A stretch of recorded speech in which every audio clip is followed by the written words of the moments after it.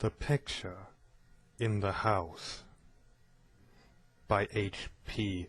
Lovecraft. Searchers after horror haunt strange, far places. For them are the catacombs of Ptolemy, and the carven mausolea of the nightmare countries. They climb to the moonlit towers of ruined Rhine castles, and falter down black cobwebbed steps beneath the scattered stones of forgotten cities in Asia. The haunted wood and the desolate mountain are their shrines, and they linger around the sinister monoliths on uninhabited islands. But the true epicure in the terrible, to whom a new thrill of unutterable ghastliness is the chief end and justification of existence, esteems most of all the ancient, lonely farmhouses of backwoods New England. For there the dark elements of strength, solitude, grotesqueness, and ignorance combine to form the perfection of the hideous. Most horrible of all sights are the little unpainted wooden houses remote from traveled ways, usually squatted upon some damp grassy slope, or leaning against some gigantic outcropping of rock.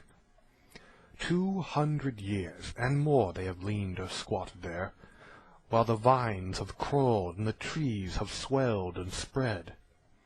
They are almost hidden now in lawless luxuriances of green and guardian shrouds of shadow. But the small paned windows still stare shockingly, as if blinking through a lethal stupor which wards off madness by dulling the memory of unutterable things. In such houses have dwelt generations of strange people, whose like the world has never seen. Seized with a gloomy and fanatical belief which exiled them from their kind, their ancestors sought the wilderness for freedom.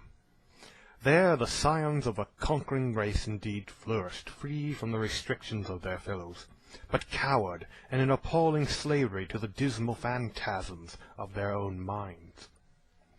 Divorced from the enlightenment of civilization, the strength of these Puritans turned into singular channels, and in their isolation morbid self-repression, and struggle for life with relentless nature, there came to them dark, furtive traits from the prehistoric depths of their cold northern heritage. By necessity practical and by philosophy stern, these folks were not beautiful as in their sins. Erring as all mortals must, they were forced by their rigid code to seek concealment above all else, so that they came to use less and less taste in what they concealed. Only the silent, sleepy, staring houses in the backwoods can tell all that has lain hidden since the early days, and they are not communicative, being loath to shake off the drowsiness which helps them forget. Sometimes one feels that it would be merciful to tear down these houses, for they must often dream. It was to a time-battered edifice of this description that I was driven one afternoon in November 1896 by a rain of such chilling copiousness that any shelter was preferable to exposure. I had been traveling for some time amongst the people of the Miskatonic Valley in quest of certain genealogical data, and from the remote, devious, and problematical nature of my course, had deemed it convenient to employ a bicycle despite the lateness of the season. Now I find myself upon an apparently abandoned road which I had chosen as the shortest cut to Arkham. Overtaken by the storm at a point far from any town, and confronted with no refuge save the antique and repellent wooden building, which blinked with bleared windows from between two huge leafless elms near the foot of a rocky hill. Distant though it was from the remnant of the road, the house none the less impressed me unfavorably the very moment I espied it. Honest, wholesome structures do not stare at travelers so slyly and hauntingly, and in my genealogical researches I had encountered legends of a century before which biased me against places of this kind. Yet the force of the elements was such as to overcome my scruples, and I did not hesitate to wheel my machine up the weedy rise to the closed door, which seemed at once so suggestive and secretive. I had somehow taken it for granted that the house was abandoned, yet as I approached it I was not so sure, for though the walks were indeed overgrown with weeds, they seemed to retain their nature a little too well to argue complete desertion. Therefore, instead of trying the door, I knocked, feeling as I did so a trepidation I could scarcely explain. As I waited on the rough, mossy rock which served as a doorstep, I glanced at the neighboring windows and the panes of the transom above me, and noticed that, although old, rattling, and almost opaque with dirt, they were not broken. The building, then, must still be inhabited, despite its isolation and general neglect. However, my rapping evoked no response, so after repeating the summons, I tried the rusty latch and found the door unfastened. Inside was a little vestibule, with walls from which the plaster was falling, and through the doorway came a faint but peculiarly hateful odor. I entered, carrying my bicycle, and closed the door behind me. Ahead rose a narrow staircase, flanked by a small door, probably leading to the cellar, while to the right and left were closed doors, leading to rooms on the ground floor. Leaning my cycle against the wall, I opened the door at the left, and crossed into a small, low-ceiled chamber, but dimly lighted by its two dusty windows, and furnished in the barest and most primitive way possible. It appeared to be a kind of sitting-room, for it had a table and several chairs, and an immense fireplace above which ticked an antique clock on a mantel. Books and papers were very few, and in the prevailing gloom I could not readily discern the titles. What interested me was the uniform air of archaism as displayed in every visible detail. Most of the houses in this region I had found rich in relics of the past, but here the antiquity was curiously complete, for in all the room I could not discover a single article of definitely post-revolutionary date. Had the furnishings been less humble, this place would have been a collector's paradise. As I surveyed the quaint apartment, I felt an increase in that aversion first excited by the bleak exterior of the house. Just what it was that I feared or loathed I could by no means define, but something in the whole atmosphere seemed redolent of unhallowed age, of unpleasant crudeness, and of secrets which should be forgotten. I felt disinclined to sit down, and wandered about examining the various articles which I had noticed. The first object of my curiosity was a book of medium size, lying upon the table, and presenting such an antediluvian aspect that I marveled at beholding it outside a museum or library. It was bound in leather with metal fittings, and was in an excellent state of preservation, being altogether an unusual sort of volume to encounter in an abode so lowly. When I opened it to the title page, my wonder grew even greater, for it proved to be nothing less rare than Pigafetta's account of the Congo region, written in Latin from the notes of the sailor Lopez, and printed at Frankfurt in 1598. I had often heard of this work, with its curious illustrations by the brothers de Bray, hence for a moment forgot my own uneasiness, in my desire to turn the pages before me. The engravings were indeed interesting, drawn wholly from imagination, and careless descriptions, and represented negroes with white skins and Caucasian features. Nor would I soon have closed the book, had not an exceedingly trivial circumstance upset my tired nerves and revived my sensation of disquiet. What annoyed me was merely the persistent way in which the volume tended to fall open of itself at plate 12, which represented in gruesome detail a butcher's shop of the cannibal Anziques. I experienced some shame at my susceptibility to so slight a thing, but the drawing nevertheless disturbed me, especially in connection with some adjacent passages descriptive of antique gastronomy. I had turned to a neighboring shelf and was examining its meager literary contents, an 18th century Bible, a Pilgrim's Progress of like period, illustrated with grotesque woodcuts and printed by the almanac maker Isaiah Thomas, the rotting bulk of Cotton Mather's Magnalia Christi Americana, and a few other books of evidently equal age, when my attention was aroused by the unmistakable sound of walking in the room overhead. At first astonished and startled, considering the lack of response to my recent knocking at the door, I immediately afterward concluded that the walker had just awakened from a sound sleep, and listened with less surprise as the footsteps sounded on the creaking stairs. The tread was heavy. It seemed to contain a curious quality of cautiousness, a quality which I disliked the more because the tread was heavy. When I had entered the room, I had shut the door behind me. Now, after a moment of silence, during which the walker may have been inspecting my bicycle in the hall, I heard a fumbling at the latch, and saw the panelled portal swing open again.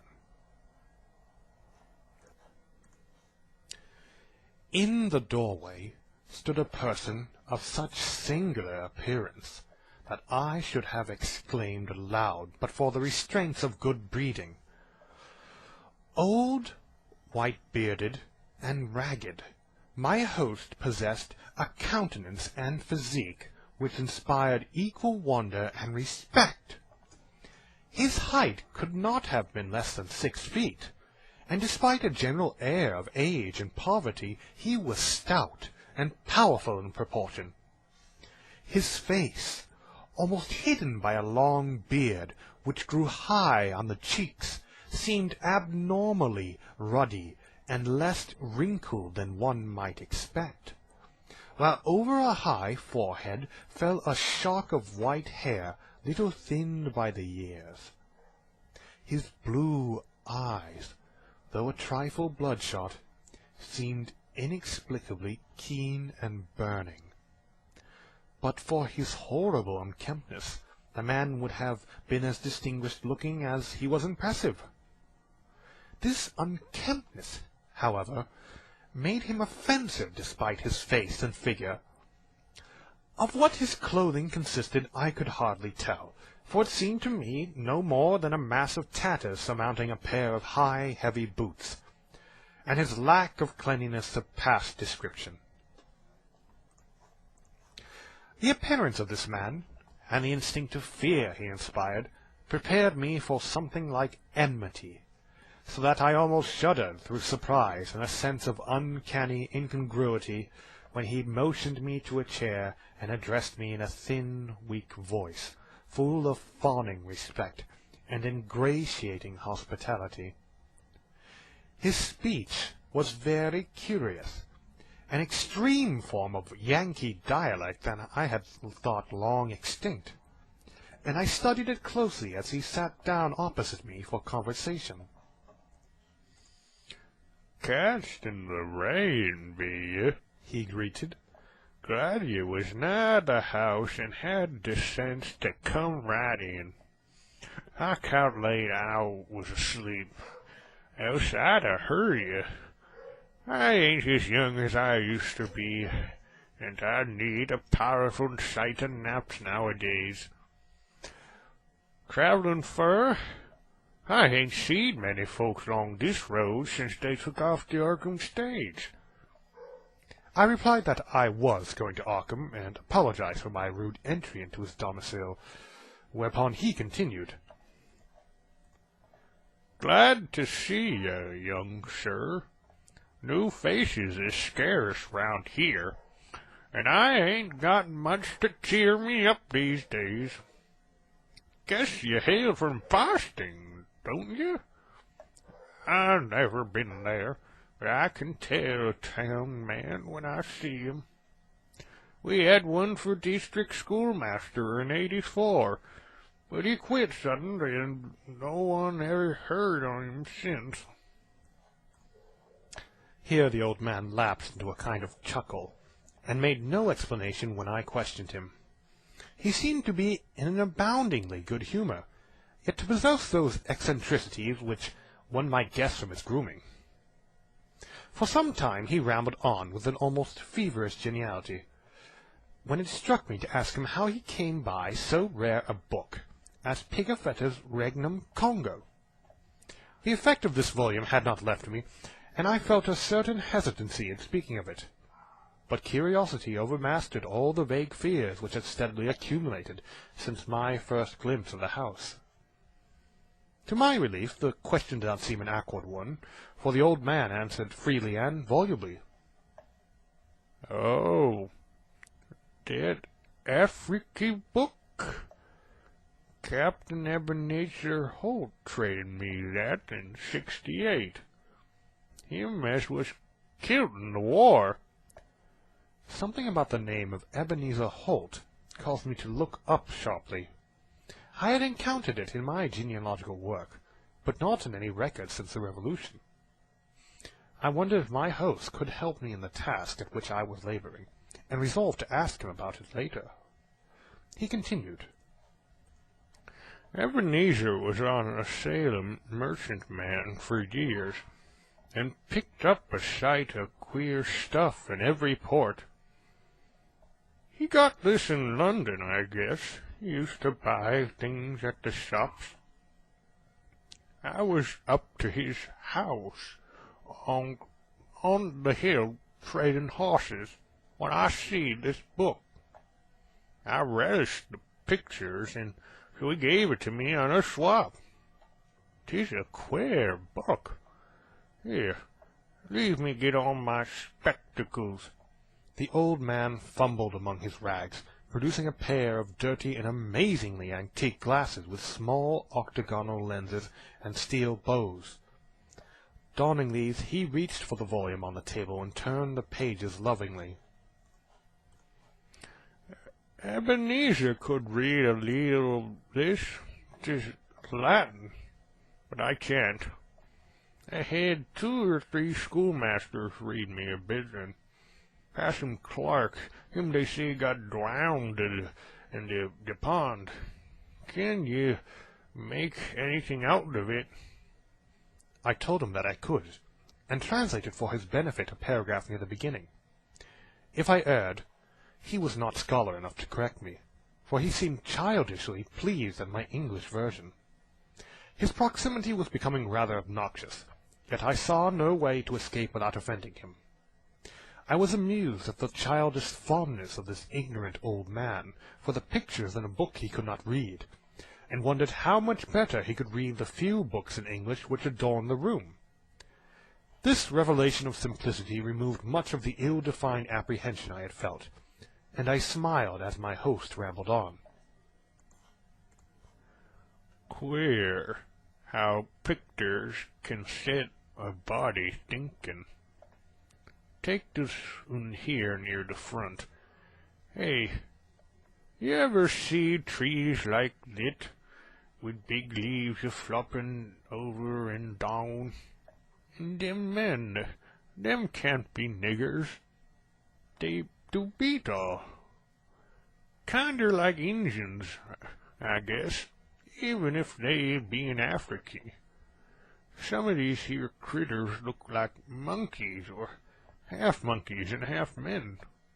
But I never heard of nothing like this one." Here he pointed to a fabulous creature of the artist, which one might describe as a sort of dragon with the head of an alligator. "But now I'll show you the best. Over here, nigh in the middle." The old man's speech grew a trifle thicker, and his eyes assumed a brighter glow. But his fumbling hands, though seemingly clumsier than before, were entirely adequate to their mission. The book fell open, almost of its own accord, and as if from frequent consultation at this place, to the repellent 12th plate, showing a butcher's shop amongst the Anzique cannibals. My sense of restlessness returned, though I did not exhibit it. The especially bizarre thing was that the artist had made his Africans look like white men. The limbs and quarters hanging about the walls of the shop were ghastly, while the butcher with his axe was hideously incongruous. But my host seemed to relish the view as much as I disliked it. What do you think of this? I'd never seen the like hereabouts. When I see this, I tell Deb Hope, that's something to stir you up and make your blood tickle. Why, I read in Scripture about slaying, like them Midianites was slew. I kinder think things, but I ain't got no picture of it. Here, a body can see all there is to it. I suppose 'tis sinful, but ain't we all born and living in sin? That feller being chopped up gives me a tickle every time I look at him. I have to keep looking at him. See where the butcher cut off his feet? There's his head on that bench, with one arm side of it, and the other's arms on the ground side of the meat block. As the man mumbled on his shocking ecstasy, the expression on his hairy, spectacled face became indescribable, but his voice sank rather than mounted. My own sensations can scarcely be recorded. All the terror I had dimly felt before rushed upon me actively and vividly, and I knew that I loathed the ancient and abhorrent creature so near me with an infinite intensity. His madness, or at least his partial perversion, seemed beyond dispute. He was almost whispering now, with a huskiness more terrible than a scream, and I trembled as I listened. I says, 'tis queer how pictures sets you thinking. Do you know, young sir, I'm right shot on this one here. After I got the book off Ed, I used to look at it a lot. Especially when I heard Passion Clark rant o' Sundays in his big wig. Once I tried something funny. Here, young sir, don't get scared. All I done was to look at the picture 'fore I killed the sheep for the market. Killing sheep was kinder more fun after looking at it. The tone of the old man now sank very low, sometimes becoming so faint that his words were hardly audible. I listened to the rain, and to the rattling of the bleared, small-paned windows, and marked a rumbling of approaching thunder quite unusual for the season. Once a terrific flash and peal shook the frail house to its foundations, but the whisperer seemed not to notice it. Killing sheep was kinda more fun, but do you know, 'twa'n't quite satisfying. Queer how a craving gets a hold on you. I should love the Almighty. Young man, don't tell nobody, but I swear to God that picture begun to make me hungry for victuals I couldn't raise nor buy. Here, sit still. What's ailing you? I didn't do nothing, only I wondered how 'twould be if I did. They say meat makes blood and flesh and gives you new life. So I wondered if 'twould make a man live longer, and longer if 'twas more the same. But the whisperer never continued. The interruption was not produced by my fright, nor by the rapidly increasing storm amidst whose fury I was presently to open my eyes on a smoky solitude of blackened ruins. It was produced by a very simple though somewhat unusual happening. The open book lay between us, with the picture staring repulsively upward. As the old man whispered the words, "More the same," a tiny spattering impact was heard, and something showed on the yellowed paper of the upturned volume. I thought of the rain and of a leaky roof. But rain is not red. On the butcher's shop of the antique cannibals a small red spattering glistened picturesquely, lending vividness to the horror of the engraving. The old man saw it, and stopped whispering even before my expression of horror made it necessary, saw it, and glanced quickly toward the floor of the room he had left an hour before. I followed his glance, and beheld just above us, on the loose plaster of the ancient ceiling, a large irregular spot of wet crimson, which seemed to spread even as I viewed it. I did not shriek or move, but merely shut my eyes. A moment later came the titanic thunderbolt of thunderbolts, blasting that accursed house of unutterable secrets, and bringing the oblivion which alone saved my mind.